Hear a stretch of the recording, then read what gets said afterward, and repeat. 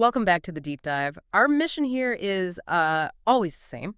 We take the source material you share with us, the complex reports, cutting-edge research, or in today's deeply weird and wonderful case, a unique memoir, and we break it down. We really do. You get the intellectual gold, all the surprising insights, without having to wade through all the information overload yourself. And today we are going deep into what might just be the most fascinating piece of source material we have ever encountered. I think it is. It's Brains, a zombie memoir by Robin Becker.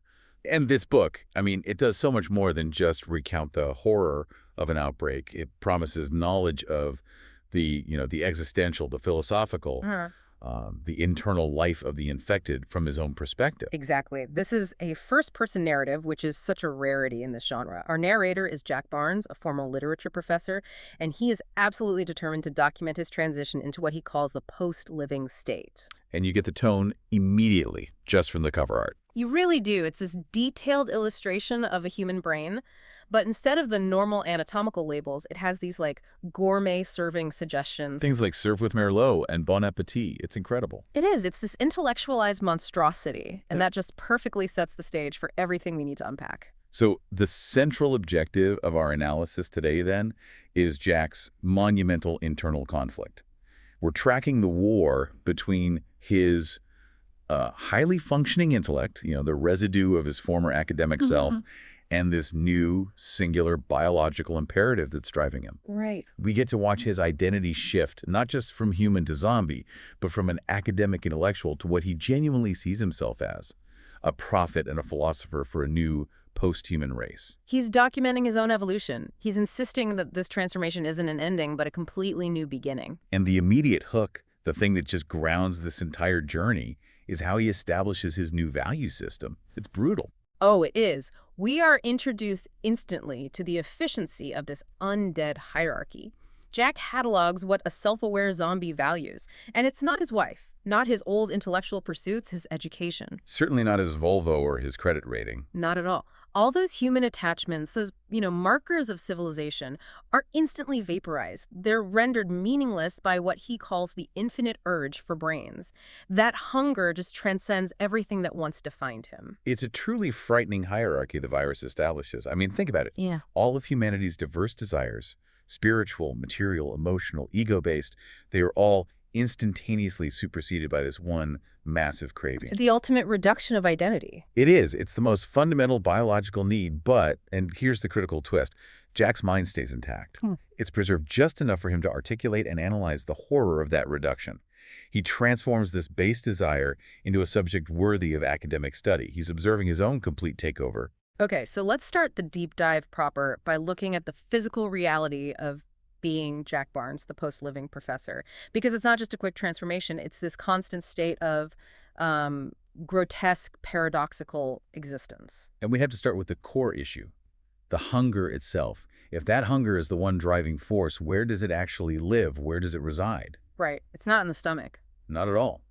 Jack spends a lot of time analyzing this. He determines early on that this hunger is not a simple physiological function of the gut, not like a typical human appetite.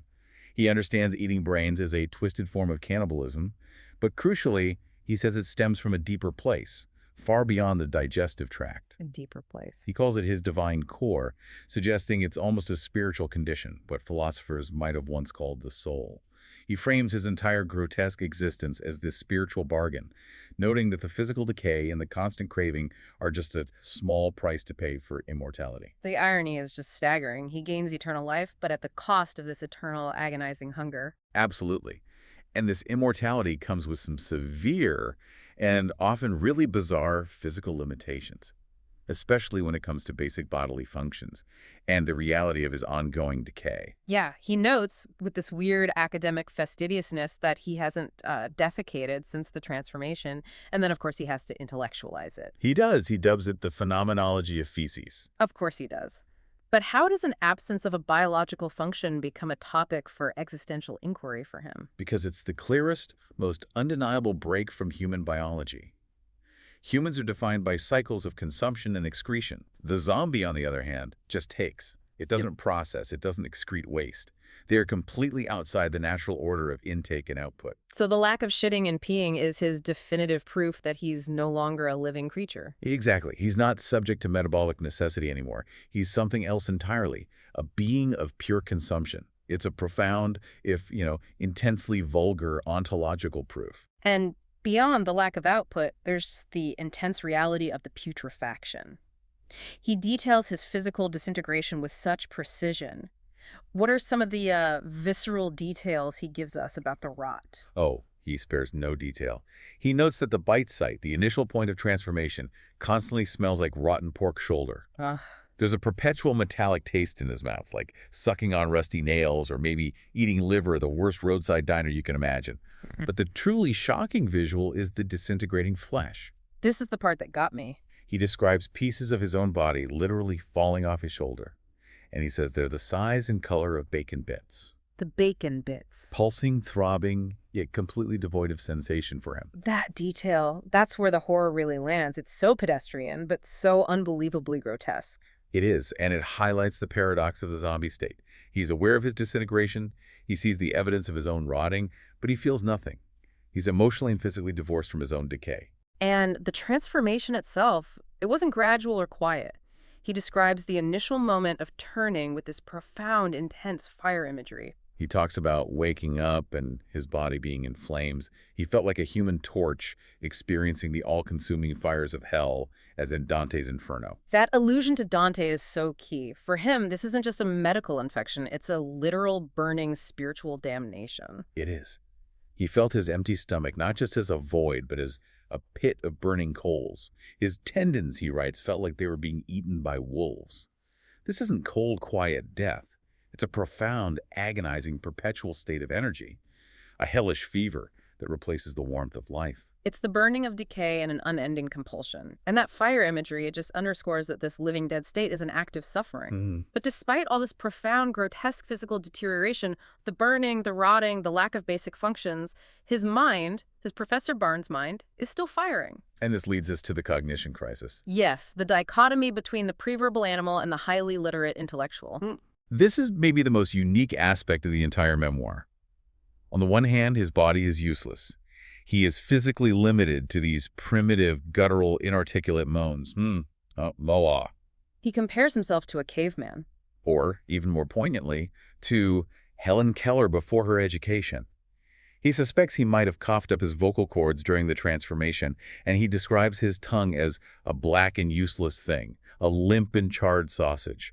He's trapped. A rotting portable prison. Exactly. And yet, housed within that decaying shell is the one singular superpower that makes his story possible. He can write. Immediately. Before he even fully processed his new reality, he scrawled brains on a dusty mirror. He called it his first hint of sentience. And that led to him composing complex notes, letters, and of course, this entire philosophical memoir. This capacity to write is what fundamentally separates him from the horde, right? It is. Jack himself theorizes that if the virus typically melts the brain, shutting down the frontal lobe like many medical reports suggested, then part of his cognitive function must be either unaffected, uninfected, or he has some innate resistance to the virus. So he concludes he's a mutation. Yes. Zombie Adam, perhaps. The founding member of a potential new, intelligent, undead race. He knows he needs to be their poet, their Ovid or Shakespeare, to tell their side of the story, to record the birth of the post-living. But wait a minute, if his tongue is a useless, charred sausage and his physical decay is so advanced, how does the source material justify the fine motor skills he would need to grip a pen and write an entire complex treatise? That's a great question. I mean, doesn't the profound physical deterioration inherently contradict this high level of intellectual output? Is that ever explained, or is it just, a necessary conceit for the story? It's largely a necessary conceit, but Jack does attempt to justify it philosophically. He suggests the decay is localized to the functions necessary for traditional human life speech, metabolism, sensation, but that the complex neural pathways related to abstract thought and fine motor control, especially for writing, survive the fire. So writing is a way to bypass the failed physical mechanism of speech. Precisely. He argues it's a proof of consciousness that requires minimal physical input. The brain, though rotting, still commands the hand to record its thoughts. That's a powerful justification, and it allows him to navigate his greatest philosophical dilemma, ontology and identity. Mhm. He perfectly describes himself as the living dead embodiment of Cartesian dualism. Yes. For you listening, Cartesian dualism is the idea that the mind and body are distinct substances. Jack embodies this divorce. He summarizes it perfectly. Though my soul was housed in my body was divorced from my soul. He's a mind observing the degradation of its vehicle, but he's utterly unable to control the vehicle's primary monstrous function. He's the intellectual observer trapped in the body of an addict. That comparison to addiction is so key. His desire for brains is so vast, he claims it is monumental, rivaling the needs of Michael Jackson, Adolf Hitler, Barbra Streisand combined. It's a terrifying image.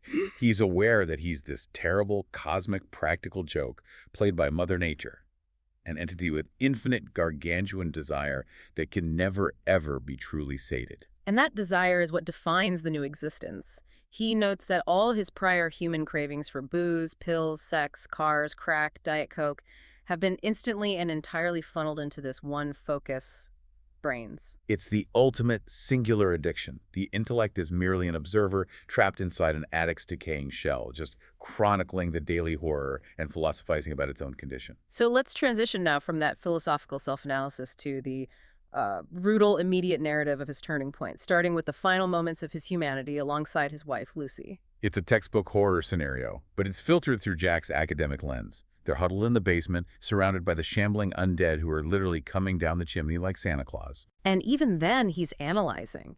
He notes their attempts at defense-dragging flattened cardboard boxes and using duct tape on the doorway, and he instantly recognizes this as classic victim behavior. He knows it's futile. They're hiding between a plastic Santa and a never-used LL Bean tent. It's the domestic absurdity of their situation that makes the conversation that follows so chilling. They realize they're trapped, and the moment of decision arrives. The debate on death. Jack assesses his two options: suicide or zombification. And Lucy, bless her heart, tries to be practical. She suggests he try electrocuting himself with the Christmas lights they'd strung up. They actually debate the mechanics of it. Does survival of the fittest apply to the living dead? Jack, ever the pragmatist, wonders if a zombie with a broken neck would be disadvantaged in the search for food. He's already coldly assessing the pros and cons of his impending monstrous state.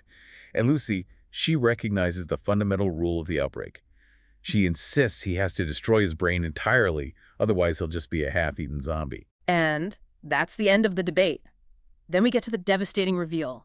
A repressed memory Jack had completely blocked out because the horror was so profound. The end of Lucy.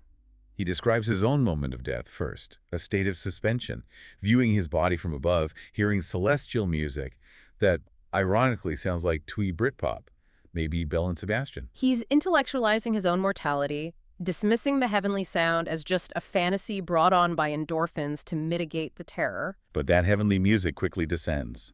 It turns into Norwegian death metal as he is ripped into a meat tube and reborn as the monster. And in that instant of rebirth, without hesitation or control, he lunges at his wife. The memoir's reveal it's just devastating. My wife was lunch. But it wasn't just him. He clarifies that the entire neighborhood swarm participated. He calls it a living Eucharist. The irony is horrific. Lucy's barren womb, which had tragically failed to nurture a human child, ironically nurtured him into his new post-life state. The religious terminology Eucharist, transubstantiation, that's all intentional. He's trying to find profound meaning in an ultimate act of depravity. Absolutely. This foundational, horrific memory establishes his complete and total commitment to the post-living state, even though his conscious mind had to repress it to survive the transformation mentally. It's the original sin of his new existence. After Lucy, the newly born Jack Barnes starts testing the boundaries of his new self, understanding his limitations, his capabilities, and his very first meal as a freshly turned zombie was Lucy's dog, Fluffy. A damn toy poodle. He describes the consumption as occurring in a funny, furry fury and confirms the necessary, if depressing, lesson he learned. In a pinch, any meat will suffice. And this happened just moments after he scrawled brains on the mirror. So the immediate cognitive function was minimal, purely instinctual. Right, but the memory is captured for later, post-mortem analysis. But the true test of his remaining humanity comes with the dramatic and sobering baby incident. He runs into a young mother who used to power walk past his window every evening. He snatches the baby, clutching it by its arms. And his hunger in that moment was completely overwhelming. We go back to that powerful idea. His vast and singular need was now the sum total of every human addiction he could possibly imagine, focused entirely on that infant. He describes himself as drooling like Grendel over a virgin sacrifice, a circus geek with his chicken. And the mother, in a desperate, frantic act, plunged a knitting needle into his forearm, and that's what saved the child. And that tiny action, the knitting needle, it causes him to drop the infant. Yes. The needle stuck out like it was a voodoo doll, a perfect symbol of his vulnerability despite his terrifying appearance. He dropped the baby, and the mother escaped. Jack's analysis here is crucial. It shows he still had a sliver of capacity for being deterred. He wasn't a completely mindless machine. Right? There was enough cognitive friction to be momentarily distracted by pain and surprise, allowing the infant to survive. It proves the value of targeted, small-scale resistance. Following that moment, he starts joining the larger collective, the Great Zombie Terriot. He shuffles along, trying to find any glimmer of intelligence in his companions, including Marie Delaney, a kind former doctor whose neck is now broken and lolling. And he finds nothing. He searches their eyes, but sees only instinct propelling them forward. When he tries to speak to Marie, only those inarticulate moans emerge. He observes that the vast majority of zombies communicate like insects, relying on pheromones or memes or telepathy. And they move past a Walmart, a place he realizes is a prime hunting ground because humans raid for supplies and zombies raid for humans. But the collective instinct was just onward, emphasizing their blind, animalistic stupidity. This experience just steel-arms Jack's determination to overcome the limitations of the average undead. So, Jack Barnes' status as a solitary intellectual cannibal doesn't last for long. His true evolution begins when he acquires a companion, Eve, the pregnant runner, after attacking her and biting her thigh. Which he claims was for Darwinian advantage, giving her a flesh wound so she could still run, but forcing her dependence on him. They get captured. And this capture places them into the classic prisoner of war scenario. They're locked in a giant cattle cage on wheels, guarded by soldiers named Rosencrantz and Guildenstern Rose, and Gil, a clear metatextual nod to Shakespearean absurdism. He views this whole military engagement as a dark comedy, and he immediately tries to distinguish himself. He holds out a written note, the proof of his consciousness. And the guards just ignore him completely. They treat him simply as another one. He quickly realizes that his intellect, his memoir, his philosophical treatise, it means nothing under the army's boot. But his imprisonment, ironically, brings him into contact with a handful of other cognitively aware mutants. And they become the indispensable core of his zombie army. This small cohort is the key to his future civilization. We should probably look at their specialized roles. Definitely. First, of course, is Jack Barnes, Professor Zombie, the intellectual leader, the planner, the chronicler. Then there's Joan, St. Joan.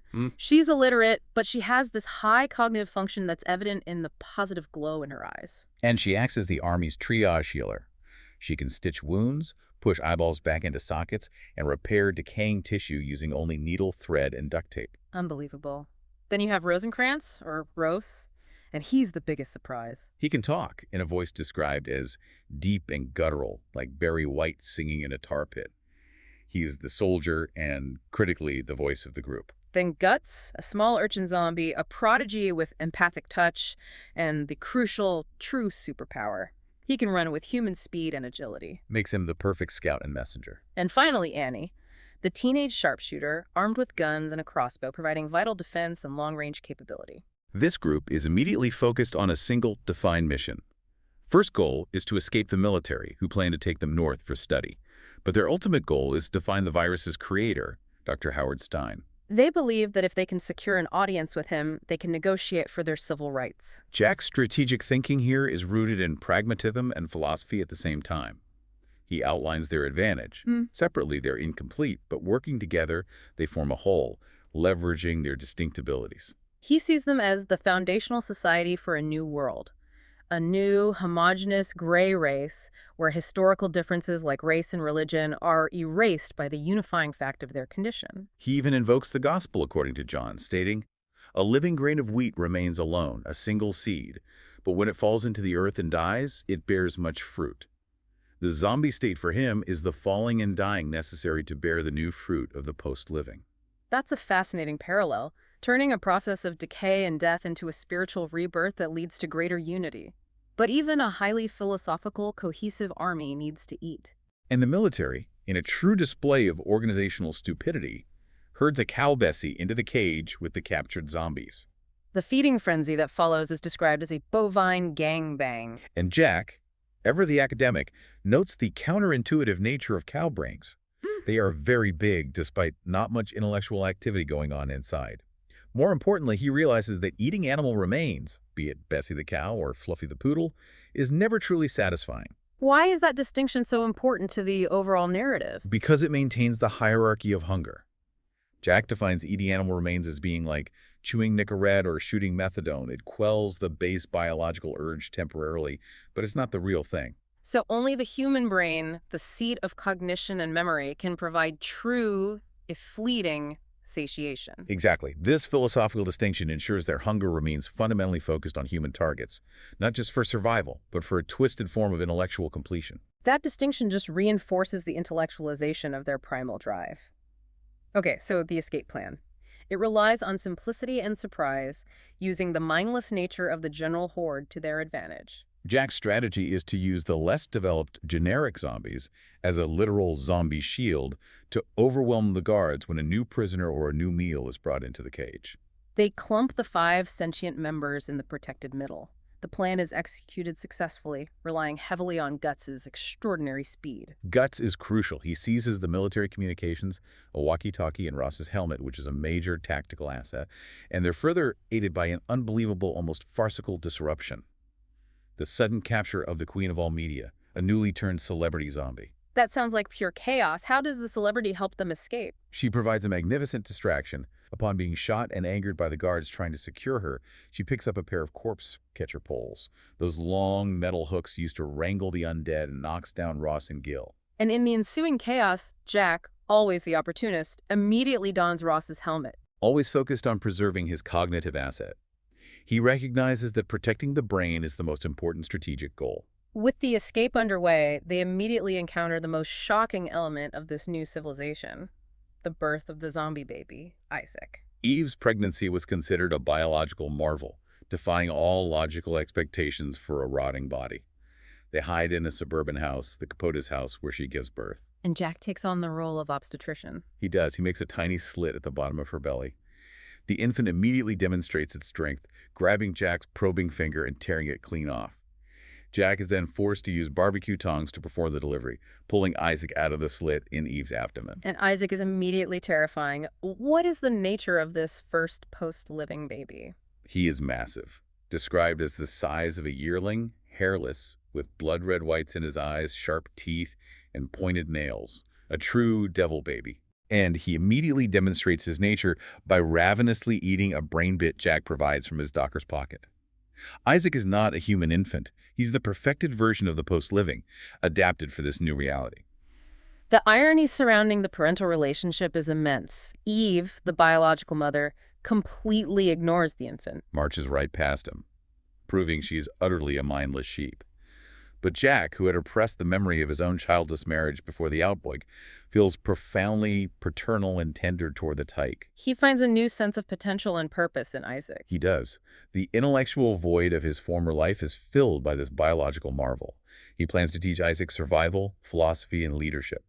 Isaac, to Jack, is quite literally the future of the new gray race. So the zombie army is now mobile, led by Jack, voiced by Ross, and driven by the mission to find Stein. And Ross's capacity to speak is critical. It allows for conversation and planning, but it also forces Jack to constantly grapple with the morality of their subsistence. He's forced to intellectualize his craving once again.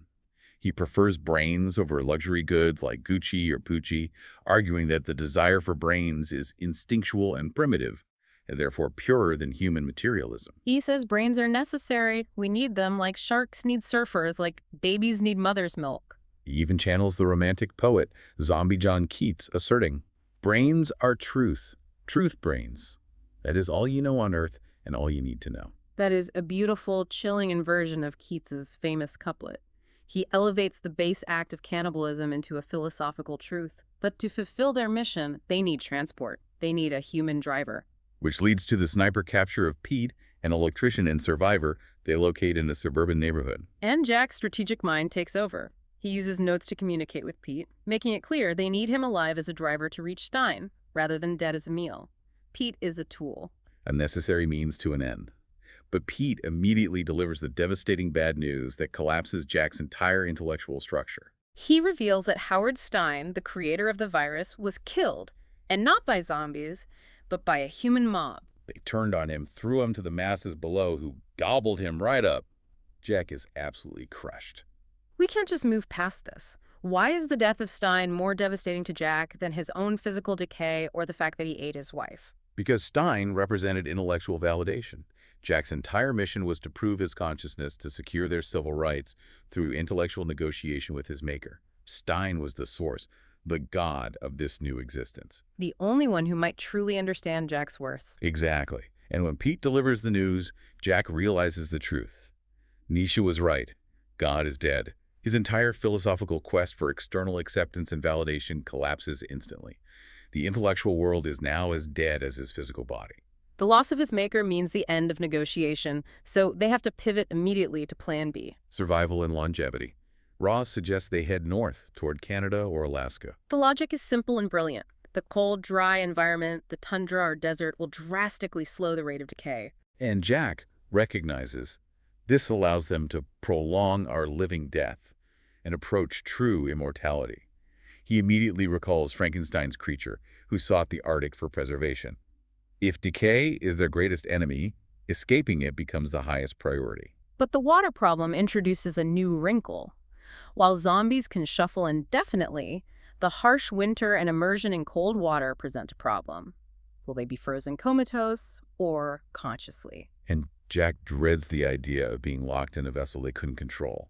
He views consciousness in a frozen body as an ultimate form of torture. To be aware, but immobile, unable to pursue the infinite urge, that is truly the definition of hell for a self-aware zombie. Which is what leads Roz to suggest the most extreme survival tactic of all, the Lake Michigan plunge. They decide to jump into the lake, spend the winter dormant under the water, and emerge in the spring as primordial creatures crawling out of the slime. It's an act of desperation. But it's rooted in the hope of longevity, using the lake as a giant communal cryogenic chamber.